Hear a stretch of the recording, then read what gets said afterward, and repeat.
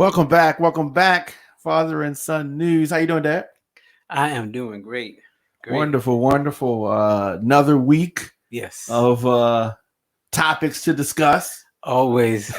Always. And It's always good. yeah, and I don't think that it's going to get, any. I don't think we're going to be in a news drought anytime soon. You don't think it's gonna slow up? No.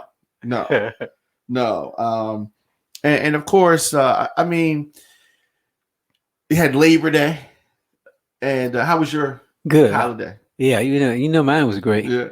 I spent it with my sons Yeah. and my family. Yeah. Great. And so it's always good to have that family time. And I think that is a interesting segue into the first topic that I want to discuss. And that is this Texas abortion law. It is, I don't know. So all my life, this debate has been going on about abortion. Should women have the right to choose? Yes, no. And Republicans have been constantly trying to find a way to tell a woman what she should do with her body. Right. What were your thoughts when you found out about this Texas law and all of the Well, I'm not surprised, and they that's why they like Trump, because they think he at least he got us the Supreme Court. And so that's a feather in his cap for them. He got us the Supreme Court, but I wasn't surprised. And and we got some other things that coming down the pipe that people gonna be surprised about. But this is not a surprise. And they, as you said, all your life they've been trying to get this through. And everybody, every state is a copycat. So they gonna. Those Republican-controlled states. Yes, well, yes. Exactly. So they're gonna try to do the same thing over and over, and state by state. And the thing about it is that it is without question the woman's decision. I personally, obviously, I'm not in favor of abortion. I understand what the controversy is, but it's strange how the Republicans, they want to try to mandate certain things, and you look at all these kids, young kids, out on the streets, and they will kill them. After they come to life, they'll kill them. With a drop of a hat. But it's just hypocrisy. Yeah, it is complete hypocrisy, and I just found it to be so hypocritical that these same folks that are saying that wearing a mask is taking their liberties away are the same people that want to take the liberties away from a lady who has to carry the child. They want to take her liberties away to decide what happens. So a lot has been made of this. I don't know whether this is going to stand or not as far as the law. I think that when it is actually when it comes down to it, I think it's going to be tricky. But I do think that healthcare, and I put this in the vein of healthcare. This is the type of issue that mobilizes Democrats. Hopefully it will. So I don't agree with taking away the woman's right to choose. It is the woman's choice. Right. Now, I mean, if you want to say that after a certain point there's a cutoff, I think that 6 weeks is probably a bit too early. But I could, maybe 8 weeks, somewhere around there, I think. But what really makes this law heinous is what they're calling the bounty hunter aspect. Ludicrous. That's what ludicrous. Really, I think that I don't think that anybody's really saying that I'm for abortion. Like, Mhm. but it's a tough decision. But when you add that element to it, I just think that just shows you how devious the people are who designed this in the first place. Right, and it shows you, right. Devious is a good word because it shows you how devious and desperate and scared these Republicans are. Yes. They are they're ready to fight, and the Democrats are still laying back, not understanding the fight that they're in. Yes. This is going to be a hand-to-hand combat, Knockout, drag out fight. Exactly, just like they had at the Capitol. Yeah. I mean, to do that, it shows you how desperate these people are, and they will do anything. Yeah. And Donald Trump has forged the way of doing anything. They lie, they'll lie, cheat and steal. Exactly. Lie and cheat and steal. So hopefully, like you said, hopefully this will mobilize Democrats. It should be a wake up call. But you brought up an excellent point. Democrats have to understand and be willing to take it there. They have to be willing to take it there. I mean, if this law, if they're able to, because I think it's going to backfire against the Republicans. But some of these provisions that are in there, they can turn that on to other laws in other places. Right. Absolutely. You want to have this bounty hunter thing. I mean, I can't see them enforcing this against some young girl, 16 years old, something like that. But then you turn it to some of these other laws that they have issues with and turnabout is fair play. But the Democrats have to get off this horse. They're on some kind of soapbox, and we have to, they have to understand that they're in a dirty, dirty fight against, like you said, some desperate people, and all of their grievances. They're trying to find a way. Politicians are taking advantage of some people and blaming their grievances on others instead of where it belongs. Right. With themselves. Right. And these people they've got closer allegiance to Taliban than they got to Democratic Party. I mean, this is going to be all out combat. Yeah. What if this doesn't wake up people? This abortion does not wake up people. It's going to be serious problems. Yeah, I mean, you see what they're trying to do with voting, and making that more difficult. But in some instances, after a certain point, when they enact some of these laws, I think that we have to beat these people at their own game. And I think that, beat them at their own game. So, and what do I mean with regards to some of the voting regulations? Yes, I don't agree with them. I wish it wasn't that way. But whatever the law is, we just have to do it. If you can't, if it's no drive-through, it's whatever the voting, whatever is outlined and detailed in the law, we have to do that. And if they're worried about lines and people staying in lines, you can't pass out water, then we have to make sure that all of our voters bring with you what you need. And we, because they clearly didn't have the votes to change it, to stop it from happening. So now we have to deal with whatever it is and educate the people. If they need some kind of ID, now is the time to start getting the IDs that they need and all of that kind of stuff. Because in those places where Democrats are not in the majority, can't control what's going through, it's either goes through or it doesn't. And if it goes through, what are you going to do? The reason why Republicans are pushing this type of foolishness is because they don't have the numbers. They can't mobilize their people because it's not enough of them. So they have to try to find ways to discount and cut off some of the numbers of Democrats and independents because they can't mobilize. They mobilize all their people, and you see what happened. Trump still lost. There's more people on the other side, and that's what they don't talk about. There are more of us than it is of them. And that's what it is. But hopefully, like you said, hopefully people are paying attention and understanding that this is a fight. It's not over. And I don't think it's going to ever necessarily be over. Right. And then we talking about voting. We've got to watch and see what happens on the 14th in California. That's important. Yes, and absolutely. That's going to send a message one way or the other.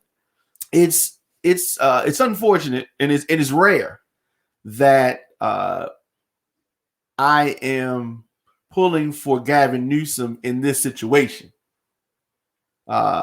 over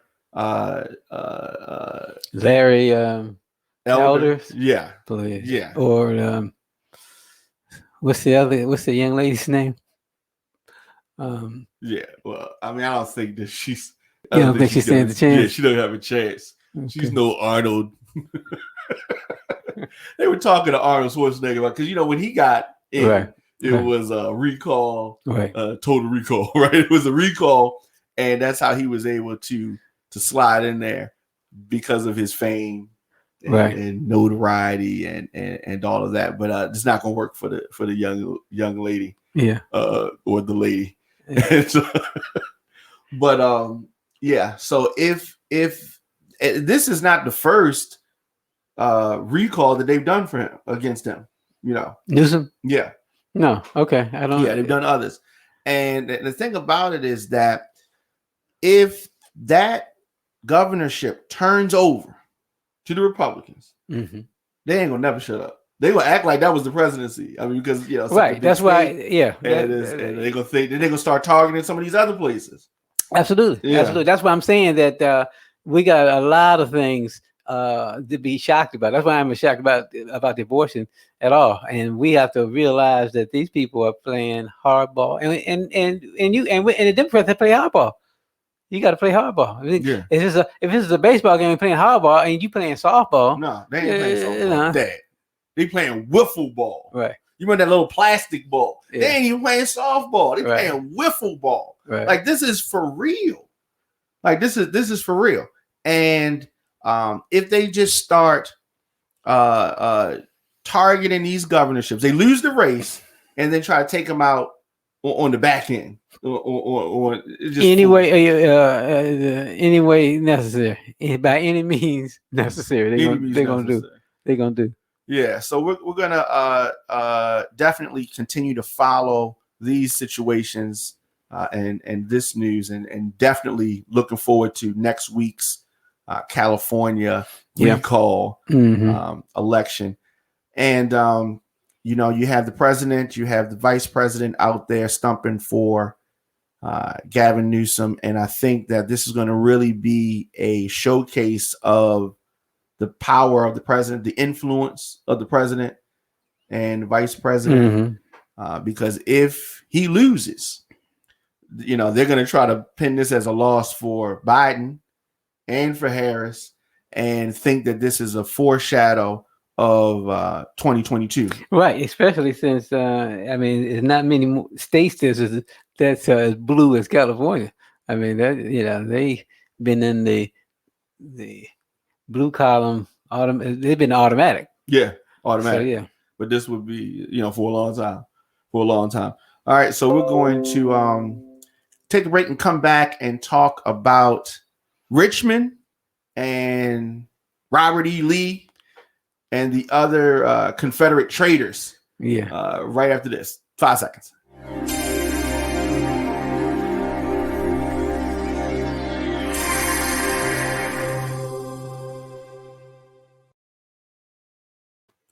Welcome back. Father and son news. How you doing, Dad? Yes. So in Richmond, Virginia. Oh, Richmond. Place where my mother was born. That's right. Richmond, Virginia. Tore down a 12-ton statue. 12 tons. Of this loser traitor general, Robert E. Lee. Losers. The one of the largest Confederate statues in the country. Right. So it's just so ironic, but you know how they say that there's nothing new under the sun? Mm-hmm. Nothing new under the sun. So you can see here today, they have, tagged the area where the statue is sitting, just defaced it with different messages. Nothing new under the sun. We had pandemic 100 years ago. We're having a pandemic now. 100 years ago, there was this outcry of white people in this country feeling like they were losing something, feeling like they had to broadcast and save the country for the way that they wanted things to be. And we are seeing the same thing happening right now, 100 years later. Nothing new under the sun. There, to me, is a direct correlation between this, what they call the lost cause, the Confederate cause, and redressing it and trying to act like it was patriotism. There's a direct correlation between that and the foolishness and the treachery that happened at the U.S. Capitol, and how they're trying to redress, rebrand the insurrectionists that ran up in the Capitol, and trying to paint them as something other than what they are, traitors. I agree. And listen, what is going to be a real shock if the Republicans get back in office and get back in control politically, and they put Robert E. Lee statue back. Let me tell you, because they will do that. Oh, you know that Trump would do that in a minute. Yeah, Trump and all of them. DeSantis too? Yeah. Who? DeSantis. If he could get the presidency. Yeah, please. And they. But that says the message clear. And then so when you look at some clown like Larry Elder or any of these black Republicans that try to save face and act like their party doesn't stand for what it clearly does. Forget what it was in Lincoln's time. Things have morphed into what they are, and we have to talk about what it is in 2021, not in 1863. Right. And when people talk about Black Lives Matter, and if anybody is confused by it, all you have to do is make them understand real clear. Black Lives Matter. Change it and just say Black people matter. Black Lives Matter. It means Black people matter, and that drives the point home real clear. Black people matter, and we're not going anywhere. We're here. We're not going anywhere. So the line is drawn. So we want to make this country great for the first time for everybody. Right. Because that's the key. Now, the key is for everybody. Right. Not just for white people. Right. Not just for people with money. Right. For everybody. For everybody. Yeah. For everybody. And people have been coming to, this is really a unique experiment, because we literally, no country in the world is like this. This is a melting pot. And by that, we can, we've got the best of everything. We got, the Taliban are trying to stop these people from leaving because they say we don't want to have a brain drain. We don't want all the smart people trying to leave. Right, exactly. And Adolf Hitler was trying to do the atomic bomb right around the same time we were. But the brains who were the Jewish people were leaving, who were the scientists, and they came over here. You don't say. And they came over here. Einstein, they came here. So we've got the smartest Italians. We got the smartest Africans, African Americans, Japanese. We got the smartest people. So we need to be working together, understanding that, not fighting amongst each other. Because I remember being in China 30 years ago, and the basic difference that you could see there than here is that in the United States then, we were fighting over, this is my shirt, this is mine, just little, and they are trying to become stronger and stronger by unity, and they can see what our weakness is. They're divided. They're the contrast to what they say. The United States, they're the divided states of America, and everybody in the world sees it, but us. And you can't fight in your own. You got to come together, right. Or we're all gonna perish. Right. And listen, the white people are gonna have the worst of it because black people in this country are used to being second-class citizens. Used to being poor, collectively speaking. White people are not used to being second-class citizens, but they're going to be if we keep fighting amongst ourselves. And it's crazy. It's crazy. Yeah, agreed, 100%. Black people matter. Black people matter, absolutely. And let's do this. Let's take a very quick break and come back and talk about a Black person that we recently lost right after this.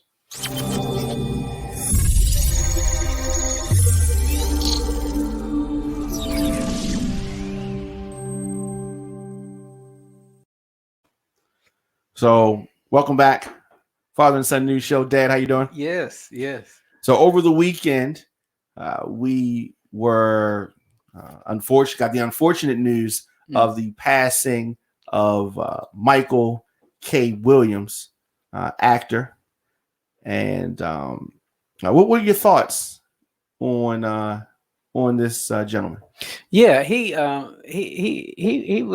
played a great role in the HBO program. Boardwalk Empire. Yeah. He was. I mean, he was excellent in that. I mean, he really was. He played that part very well. Yeah. And it's just a shame that when those drugs get a hold of you, it's just so different. I mean, cigarettes, it's a drug. I mean, when it gets a hold to some people, it's just so hard to shake it. He spent his whole life trying to get away from this and shaking this, and it just had him by the coattails, and it's just heartbreaking. Yeah, it definitely is. And there's definitely been an outpour of love and the such for him. And like you said, he struggled, and this was something that he dealt with for many years. Mm-hmm. And he's had some nominations, 4, I believe. Mm-hmm. And he could get this in his death, the award, the coveted award. Mm-hmm. But I heard something that a celebrity said. The rapper Akon, TMZ was asking him about Michael K. Williams, and he was talking about the fact that the celebrities have so much to deal with, and they have to put this mask on. Mm-hmm. Not the COVID mask, but the actual mask on their face to make you think everything is fine, and all the while something could be wrong. Right. And he was alluding to that with regards to Mr. Williams. Yeah, absolutely. And because the thing is that they're human like everybody else. Right. I mean, he could be different than a plumber. I mean, you got problems at home, and you got problems to deal with. Everybody has problems, and that and the drugs has just devastated our community. Yes. And taken out so many great people and great and talented people. Right. And and it's not just entertainment. I mean, you got doctors. I know some doctors that can't deal with stress and drug abuse, alcoholism. And it's a shame. And I don't talk about drugs. I just feel that we have to educate our children before they get caught up in that this is what life's all about. Right. Because some people just they get a pile of money and they just let's go And they get think that high. that's what I'm supposed to do. Let's just go high. Let's just go Right. get high. Let's go get Yeah. high. Let's go get high.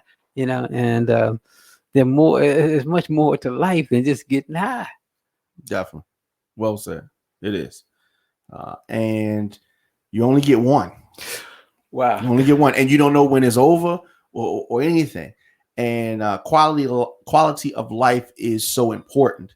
And you are really in a great stride right now, which we talk a little bit about what you do to maintain the level of quality in your life that you have right now. Yeah. That's important to me, and I know that. Listen, being at 72, feeling strong and healthy, I can't get no higher.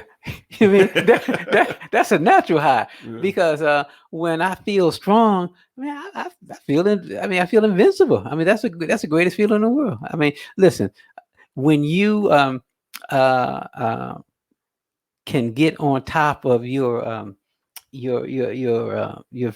physical ailments, um, and the best way to get on top of your physical ailments is to take care of yourself. Everybody knows. They just say, well, you eat fruits and vegetables, but it's simple. You should, and you're gonna feel better. 100%. I have. Your mother has said we'll go out, and she says it's never been a day that she said she regretted working out, but it's been days that she regretted that she didn't work out. And when you start to work out and get your body in shape, your body, you'll be communicating with your body, because your body will tell you, you got to go out. You don't know what you get anxious and you don't know what it is, but your body is responding to what you've been doing. You trained it to work out, and so it's letting you know that time to work out. It's Right. communicating with you. It's like and I feel people say, "What do you mean communicate with your body?" The guy who's lifting weights and he's trying to build his arms, he got to do it over, doing over, to build by over and over, and then finally the muscle starts to realize, oh, he wants to bulk up. He wants some muscle. And it will listen to you. But you've got to be able to know how to communicate with your body, Right. and your body will communicate with you when you get sick and you throwing up, and you know what I mean. You ate something wrong. Your body said, "Get this out of me." So you listen. I'm real close to my body. I mean, I that's all we are. And it's only a short time. I've been around the sun 72 times, and I don't know how many. I'm trying to do another 28 times. So let me tell you that when you put in the forefront that I want to be healthy, because you look at people and you say, wow, I was just at our apartment complex, and the gentleman, he couldn't get out the chair, and I turned him away because I know he was embarrassed, and he couldn't get. I didn't know. Should I help him? You don't know what. He could not get up, and so his wife came over, and then I left because I know how painful that is. And but it's like you just said about the actor putting on that mask. You don't know what people are going through. Right. You don't know what they're going through. You see